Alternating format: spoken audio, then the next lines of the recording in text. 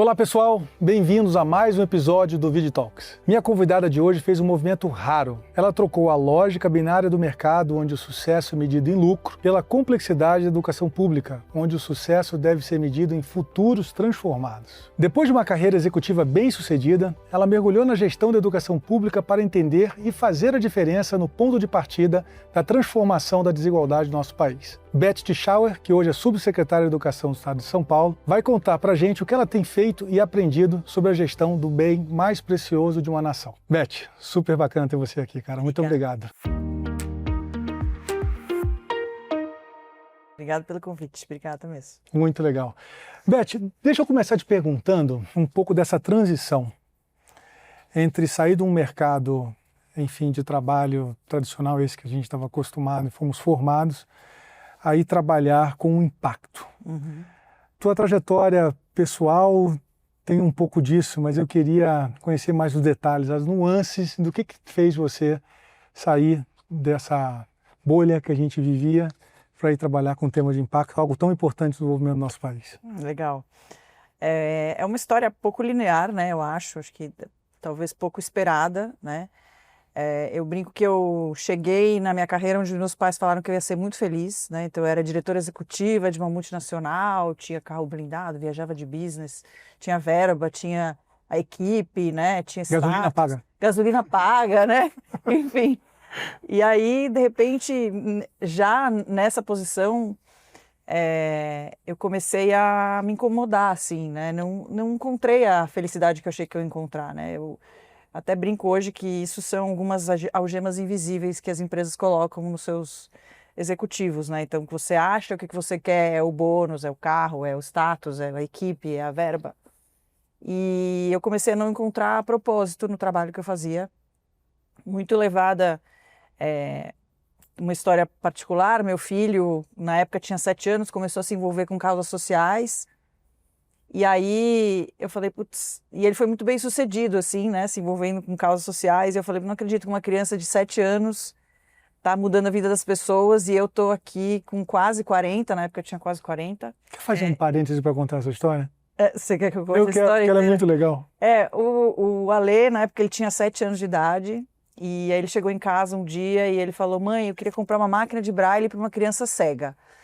E aí a gente não tem nenhum cego na família, né? Eu falei, da onde será que ele tirou essa ideia e tal? E ele falou que na escola ele tinha visto uma palestra que as crianças cegas não aprendiam a ler e escrever de olhos fechados, que tinha uma máquina incrível e tal. E aí eu falei, quanto custa essa máquina? E na época, né? Hoje ele já tem 20, isso foi 13 anos atrás, ele custava R$2.000, era bastante dinheiro, ainda é hoje bastante dinheiro. Aí eu falei para ele, a gente pode começar a juntar moedinhas e tal. E aí, quando tiver o dinheiro, a gente compra. E aí ele não ficou feliz, né?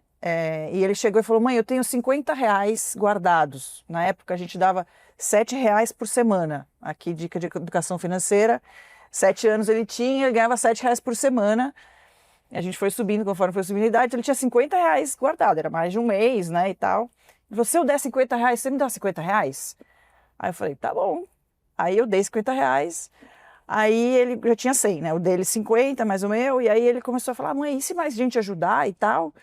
E aí ele fez uns bilhetinhos, colocou embaixo todas as portas do meu prédio. Incrível. E aí ele encontrava as pessoas no elevador e ele falava, você mora aqui? Porque eu deixei um bilhete na porta da sua casa e tal. Não tinha um que não dava. E aí ele ligou para os meus amigos, ligou para a família e explicou como funcionava a máquina de braille e tal, não sei o quê. E em 15 dias ele tinha R$5.000. Dava para comprar 2 máquinas de braille. E aí eu liguei na empresa que faz a máquina de braille e falei, olha, meu filho arrecadou R$5.000 e ele quer comprar a máquina para ele entregar. Porque isso depois, uma coisa que eu aprendi também, que é importante você materializar o impacto, né? Se alguém está ajudando, é importante a pessoa ver o que ela está fazendo, né? Então eu queria ver queria que ele visse o que ele fez. E aí eles organizaram um café da manhã e ele foi entregar as máquinas de braille. Ele entregou para um dos meninos que era cego e surdo por causa de uma meningite mal curada num posto de saúde. Ele estava com meningite, falaram que ele estava com uma gripe. Quando ele voltou para casa, 2 dias depois ele já tinha perdido a visão. E aí ele falou assim, Alê, agora eu não preciso mais chegar na minha escola às 6 horas da manhã para fazer minha lição, porque ele tinha uma máquina de braille na escola. E aí ele falou, mãe, que horas que eu acordo? Aí eu falei, não, você acorda 15 para 7 e tal, né? Aí ele falou, mas que hora será que ele acorda, né? Aí eu falei, não, mas agora você muda a vida dele. Que agora ele pode fazer lição em casa e talvez ele possa acordar mais agora que você. E aí eu falo que esse foi meu dia 1, assim. Dia 1, porque eu falei, eu não acredito que uma criança de 7 anos vai mudar a vida das pessoas, né? E até tem um episódio interessante que convidaram ele para fazer uma entrevista num programa de televisão. E aí eu falei, você quer fazer essa entrevista? Aí ele falou assim, eu quero. Aí eu falei, por que você quer? Ele falou, porque as pessoas ficam me dando parabéns, parabéns, parabéns. Eu quero que todo mundo saiba que é muito fácil fazer, que é só fazer, né? Espetacular. Que tipo assim, você fala... E aí eu fiquei pensando nessa frase, eu falei, é só fazer mesmo, né? Sim, só você ter vontade de fazer e mudar. E aí acho que começou a minha jornada, né? Então eu comecei a me envolver com causas sociais, ainda trabalhando na empresa que eu trabalhava. Uhum. Fui conselheira de uma ONG durante 5 anos. E aí apareceu uma oportunidade, enfim, de ir para fora do país. Eu falei, não é o que eu quero. E aí eu tirei um sabático. E eu fiquei 1 ano pensando o que eu queria fazer. E eu decidi que eu nunca mais ia trabalhar num lugar que não tivesse um propósito claro. Uhum. E aí no final do meu sabático, eu recebi uma proposta para ser diretora executiva de uma ONG. Uhum. E aí, enfim, e aí tem história. Eu me apaixonei por educação. Fiquei 5 anos trabalhando nessa ONG. E aí, depois, enfim, de algumas oportunidades, eu fui convidada para trabalhar no governo e aqui estou. Bom, impacto tem diversas perspectivas, né? Sim. Ou seja, o impacto dentro da gestão pública talvez seja o lugar onde você possa fazer uma diferença em escala, porque você tem ali milhões de pessoas em que uma decisão favorece ou desfavorece, né? Ou seja, ao mesmo tempo também você tem bastante dinheiro por detrás. Traz um pouco para mim essa perspectiva desses diferentes tipos de impacto, de trabalhos com impacto. Sim. Que você pode exercer. Eu sempre falo, muita gente em função dessa mudança de carreira, né? Bastante gente me procura para conversar, tomar um café, contar história e tal. E eu acho que propósito, né? Impacto, mas também propósito, ele tem várias lentes, né? E eu acho que muito trabalho que as pessoas consideram não ter propósito, muitas vezes ela tem. Então, não sei, vou dar um exemplo aqui, um cabeleireiro. Você trabalha na autoestima da pessoa, a pessoa sai de lá se sentindo mais bonita, a pessoa se sentindo mais empoderada. Então, ele tem um propósito, né, com aquele trabalho. Então eu falo que as pessoas não necessariamente precisam trabalhar com impacto, ou precisam trabalhar em ONG, ou precisam trabalhar no governo para encontrar um propósito, né? Ou seja, às vezes... São coisas diferentes. São coisas diferentes, Perfeito. né? Uhum.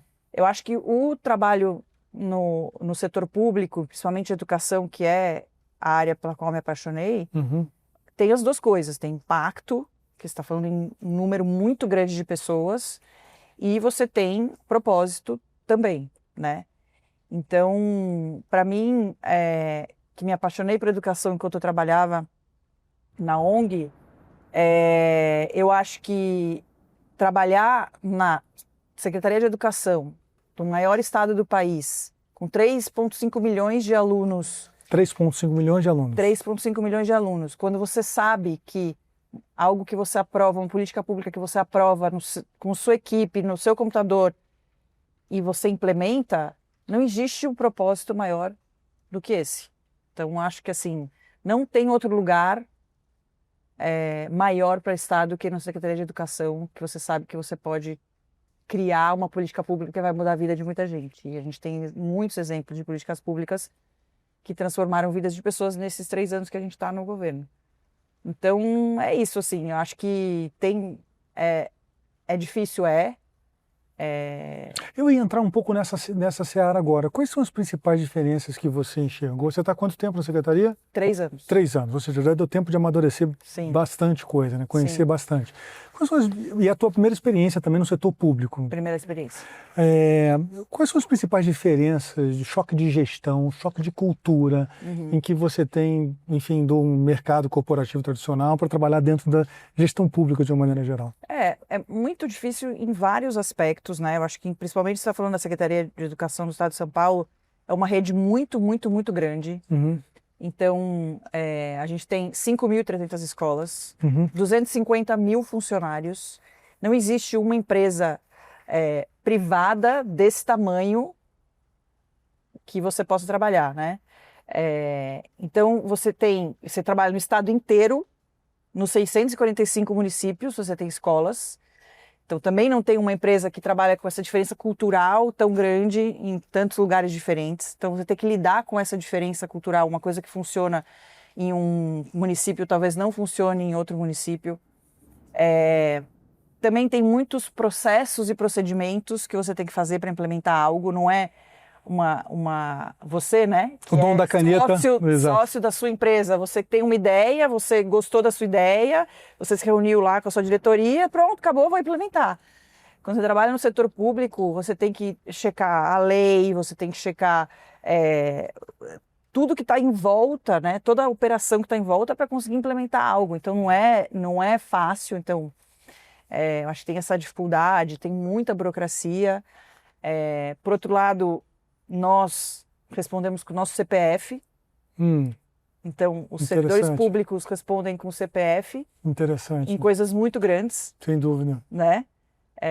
Então, você também está doando, de alguma maneira, o seu nome em nome de algo maior, né? Então, assim, tudo que eu assino hoje tem o meu CPF por trás. Meu nome está no Diário Oficial quase todo dia, de coisas que a gente assina.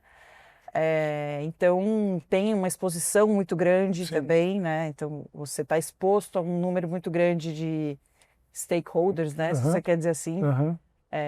Então, enfim, é bem difícil. Mas assim, quando eu olho algo que eu fiz, que saiu do meu computador e foi implementado e virou verdade, e eu vejo um aluno desfrutando de algo que a gente criou, para mim não tem algo mais recompensador do que isso. Tem do mercado corporativo, né? Quando uma unidade de negócio não está funcionando, você faz um estudo e toma uma decisão na caneta de que, cara, manda fechar. É isso. Acabou, manda fechar. Não está dando lucro, manda fechar. É isso. Uma escola que não está funcionando, você não chega lá e fala assim, manda fechar. É quando mais ela precisa de apoio para sair daquele buraco, né? É isso. Ou seja, você, de fato, desistir não é uma opção. E tem uma outra diferença, né? Assim, quando você está trabalhando numa empresa, você contrata as pessoas com um skill de gestão, né? Ou seja, elas estudaram para ser gestores, para algum específico e tal.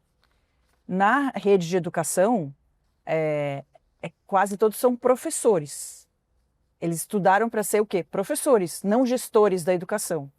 Então, vou falar um pouquinho do trabalho, né? Assim, eu gerencio as nossas 91 unidades regionais separadas pelo Estado.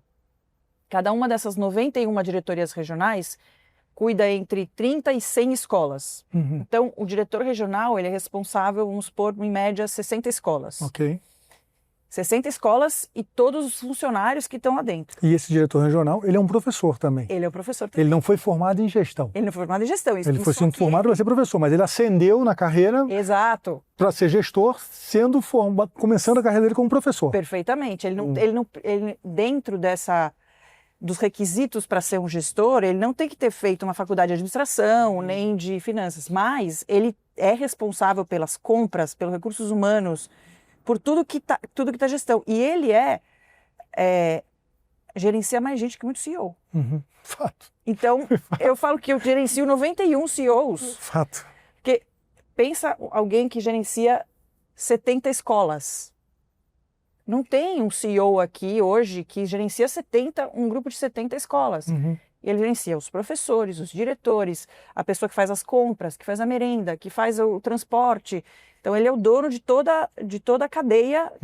Então, O meu trabalho também é dar para esses que a gente chama de dirigentes tudo o que eles precisam para poder exercer a sua função. Uhum. Só que a gente tem níveis diferentes, né, de conhecimento. Então, a gente tem que equalizar o conhecimento deles e dar as ferramentas que eles precisam para poder realizar melhor o seu trabalho.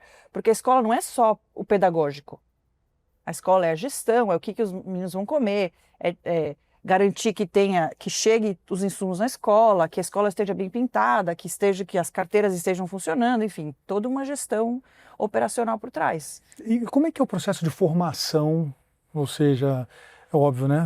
A Secretaria Pública de Educação de São Paulo existe há anos, Sim. né? Como é que você vê, do ponto de vista de longo prazo, a formação, ou seja, a continuidade de um trabalho de gestão dentro da gestão pública, por assim dizer, né? Ou seja, existe muita...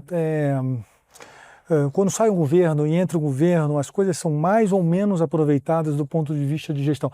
A tua responsabilidade hoje está do ponto de vista da operação. Obviamente que existe toda uma responsabilidade pedagógica que, inclusive, imagino eu, conheço nada desse assunto, mas também bebe nas diretrizes do MEC e etc. Sim. Mas especificamente do ponto de vista de gestão, da formação desses profissionais. As políticas, elas são de Estado, né? Ou são políticas de governo, por assim dizer? Na verdade, assim, a Secretaria de Educação, vou falar pela Secretaria de Educação, a gente tem bastante autonomia para trabalhar os processos de formação e gestão. Então, por exemplo, hoje a gente tem nessa gestão uma parceria com a FGV que está formando esses nossos dirigentes em gestão. Mas todas as gestões anteriores à nossa, né, não é a primeira que faz isso. Então, ela vem sendo preparada. E eu acho que isso é uma coisa que fica, né? É um legado. Né? Ou seja, você preparar esses gestores para serem bons gestores é um legado que fica. Mas muita coisa muda. Né? Quando muda a gestão, muita coisa muda. Então, todo novo secretário ou toda nova gestão quer mudar o que ele pode mudar, né? Quer trazer novas ferramentas, quer trazer novas formações, os próprios profissionais, né? A própria forma de trabalho. Então, o que você não transforma em lei, não necessariamente perpetua. Perpetua. Perfeito. Exatamente. Agora, a burocracia, ela tem um componente importante também na gestão de milhões, quando você está tratando de milhões de recursos disponíveis, milhões de pessoas impactadas. Enfim, precisa existir uma certa burocracia para fazer com que o sistema ande de uma maneira, enfim, razoavelmente equilibrada. Mas aonde que ela, do teu ponto de vista, esses 3 anos que está lá, ela atrapalha e aonde que ela ajuda esse processo da gestão pública, por assim dizer? Eu acho que a burocracia, acho que da forma como ela foi criada mesmo, é para proteger o processo, né? Mas a forma como ela foi implementada durante os anos, ela muitas vezes é usada como uma ferramenta de poder ou uma ferramenta de síndrome de Gabriela, sempre foi feito assim, ninguém não vai funcionar porque a gente já tentou e nada funcionou e tal. Então também cabe a nós entender qual parte dessa burocracia é legislação, que a gente não pode, como eu disse no começo, né, a gente responde com o nosso CPF, então eu não posso deixar de cumprir o que é legislação, o que são os processos, mas também tentar entender e reconhecer quais são os processos que são simplesmente ou hierárquicos, né, porque alguém disse que um dia ele tinha que ser essa hierarquia dessa maneira, e tentar mudar. Então, e essa é uma gestão bem fluida, assim, a gente tenta realmente romper muitas barreiras, é uma gestão que consulta muito a base, que consulta muito os dirigentes, que consulta muito os diretores escolares para conseguir construir políticas públicas que funcionem para todo mundo, né? Então, acho que a gente precisa só da sabedoria de entender o que dá para ser mudado e o que não dá para ser mudado. Mas o que é hoje para você, enfim, uma educação pública de excelência, Beth? É uma nota no IDEB que a gente comemora ou é a parte de infraestrutura? O que é uma educação pública de excelência? Para mim, uma educação pública de excelência é uma educação que não deixa ninguém para trás, né? Eu acho que ainda todas as redes estaduais... A gente mede como é que a gente não deixa ninguém para trás? Não, será que a gente pode medir o que... Não, dá para medir. Você sabe, numa sala de aula, hoje, infelizmente, a gente tem alunos que estão no 6º, 7º ano que não estão alfabetizados. Uhum. Então, esse aluno, ele literalmente está para trás. Uhum. Porque ele está assistindo uma aula de matemática e ele não está entendendo absolutamente nada. Então, um dos focos dessa gestão, e principalmente esse ano passado e esse ano, é a recuperação de aprendizagem. Então, como você tira esse aluno da sala de aula, né? Porque se ele não está entendendo nada, absolutamente nada, tá tudo bem que eu vou tirar ele da sala de aula e vou colocar ele numa tutoria. Para que ele pelo menos comece a recuperar o que ele não aprendeu. Então, para mim, é uma educação que tem equidade. Que você dá as mesmas oportunidades para todo mundo aprender. Quando você tem numa sala de aula um aluno no 6º ano que não sabe ler e escrever, você não está dando para ele a oportunidade. Você, na verdade, só vai aumentando o gap, né, de conhecimento, e você vai criando nele uma sensação muito ruim. Porque ele sabe que ele não é capaz. Exatamente. Então, ele cria um estigma nele mesmo, os colegas de sala nele criam um estigma nele, fala que ele lá é o que não sabe nada. Numa época em que essa questão do bullying, etc., leva aquele indivíduo para lugares, enfim, que ele fica bem mais perdido na vida e é muito mais difícil de recuperar. E a pandemia não ajudou em nada, né? Nada, né? Em nada. Então, a gente tem trabalhado muito, a gente tem um projeto de alfabetização muito coeso, que a gente trabalha com os municípios. Então, a gente ajuda os municípios nesse processo de alfabetização, para que quando eles cheguem no estado, porque, não sei se todo mundo sabe, mas a maioria dos pequenininhos, quem cuida é o município, e depois eles passam para as escolas estaduais. Tem exceções, né? A gente também tem para os pequenininhos, mas trabalhar na alfabetização na idade certa já é um avanço, porque quando ele vai chegar, ele já pelo menos está alfabetizado e a recuperação é muito mais fácil. Mas alfabetizar uma criança que está no 6º ano, no 7º ano, já é muito mais difícil. E o ao redor disso, né? Porque não é só sobre pedagogia, não é só sobre o cara saber mais ou menos matemática. É sobre ele chegar na escola também e as carteiras estarem, enfim, em bom estado, a escola está limpa, ter a merenda e etc. Qual a importância de toda a infraestrutura, a grade de horário ser cumprida, a presença do professor na sala de aula? Ou seja, qual a importância da gestão dentro desse componente de uma educação de qualidade? Eu queria adicionar mais um ponto no que você falou. Vai. A família. A família, perfeito. Excelente ponto. E o lugar da onde ela veio. Porque essa criança vive fora uma realidade que ela traz para dentro.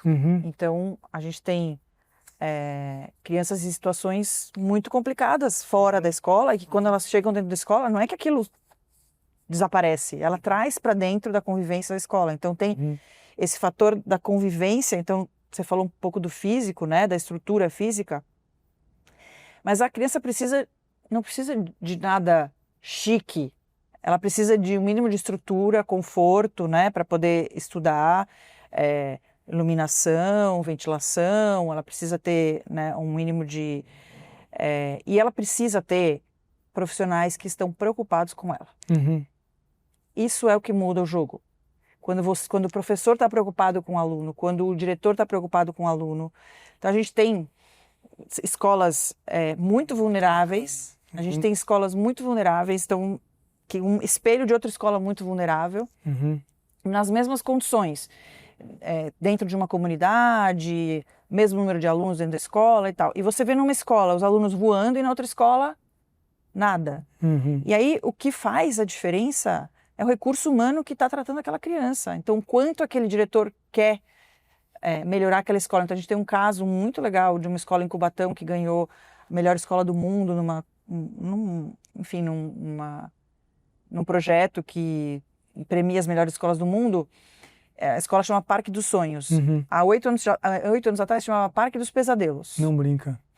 E aí o diretor, ele começou a trazer esporte para dentro da escola, começou a abrir a escola para a comunidade, começou a trazer cultura de paz, E aí hoje é uma escola que tem fila de espera.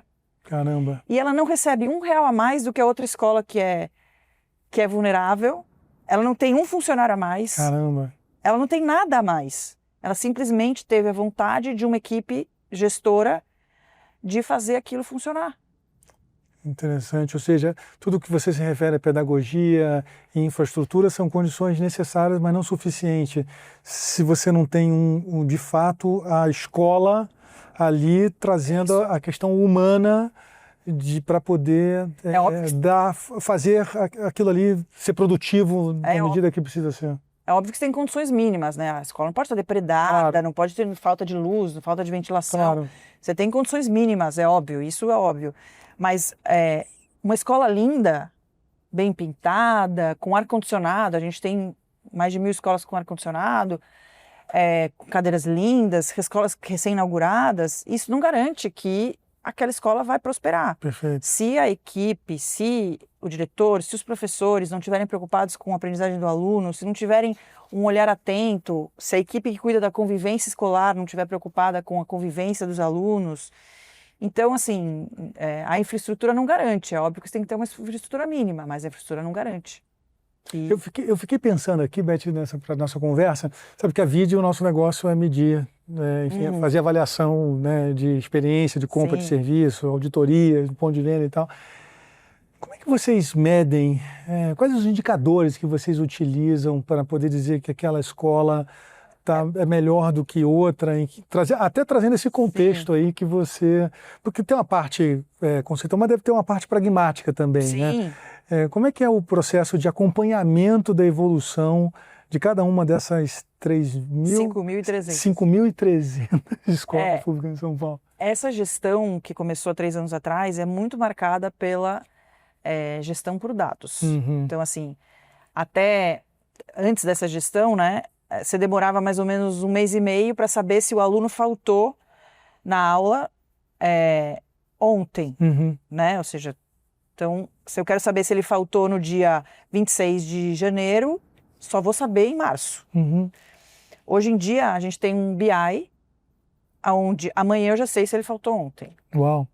Então, o professor faz a chamada digitalmente, já sobe no sistema e eu já sei. Então, esse é um dado que a gente tem. Tá. Por que ele é importante, esse específico? Porque se um aluno sistematicamente falta, ele está em risco de evasão escolar. Perfeito. Então, a escola tem que cumprir uma série de protocolos para trazer esse aluno de volta. Perfeito. Se você, depois de 2 meses, descobriu que ele já faltou 10 aulas, não tem o que fazer. Ele não recupera. Porque ele já não foi. Exato. Faz 2 meses que ele não vai na escola.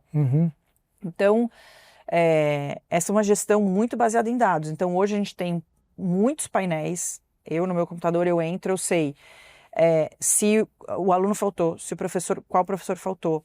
Eu sei quais notas o aluno tirou nas provas. Eu sei, por exemplo, se ele fez tarefa. Eu sei se ele fez redação. Eu sei que bacana. Que nota ele tirou na prova do Saresp, que é todo ano. Eu sei, enfim, no nível aluno. Eu, no meu computador, eu sei no nível aluno, eu sei no nível escola, eu sei no nível diretoria de ensino, eu sei no nível secretaria. Então, e eu acho que a rede se acostumou a usar esses dados para trabalhar com gestão. Então, eu acho que um grande mérito dessa gestão foi ter mudado o mindset das pessoas que trabalham na educação. Muito bacana. E trabalhar baseado em dados. Só assim, porque 5.300 não tem outra forma senão com dados. Senão com sistemas. Perfeito. Que trazem... Todo dia. E todo dia. E todo dia. E constante. E esse processo de dados traz um processo importante dessa gestão também, que é da responsabilização. O professor é responsável pela sua sala de aula, o diretor é responsável pela sua escola, a diretoria de ensino é responsável pelas escolas que ela administra. Então, existe uma cadeia de responsabilização. E todo mundo tem que saber quais são as suas metas, todo mundo tem que saber onde ele tem que chegar, todo mundo saber qual o ponto de partida para poder conseguir chegar numa educação melhor. E como é que se dá o desenvolvimento de práticas sociais dentro da escola, o desenvolvimento de habilidades emocionais, na realidade, porque também não é só sobre nota, né? É sobre você também, o mundo, ele tem uma parte pragmática de resultado, mas também a gente precisa de cada vez mais pessoas preparadas para saber lidar emocionalmente com as questões da vida. Totalmente. Como é que é o trabalho no desenvolvimento dessas habilidades emocionais, sociais dentro das escolas? A gente tem, dentro da Secretaria de Educação em São Paulo, a gente tem um programa chamado Conviva. Uhum. Conviva tem uma equipe, mais ou menos de 30 pessoas que trabalham na secretaria, mas em cada escola existe um profissional de convivência responsável pela convivência da escola. E esse profissional, ele recebe treinamento, ele recebe protocolos, ele recebe orientações. Então, dentro das escolas tem um profissional de convivência, na diretoria de ensino tem profissionais de convivência que orientam esses profissionais das escolas também. Então, a gente tem uma série de protocolos. Então, nesse protocolo está dizendo, se os alunos brigarem, o que eu tenho que fazer? Em que momento eu devo acionar a polícia? Em que momento eu devo chamar os pais? E tudo fica registrado numa plataforma. Então, vamos supor, o Marco brigou com o João, e aí eu, como profissional de convivência ou diretor, tenho que registrar numa plataforma dizendo houve uma briga entre o Marco e o João, e ele tem que contar todos os passos que ele fez. E a gente, de forma central, né, centralizado na secretaria, eu consigo saber quais são os assuntos que mais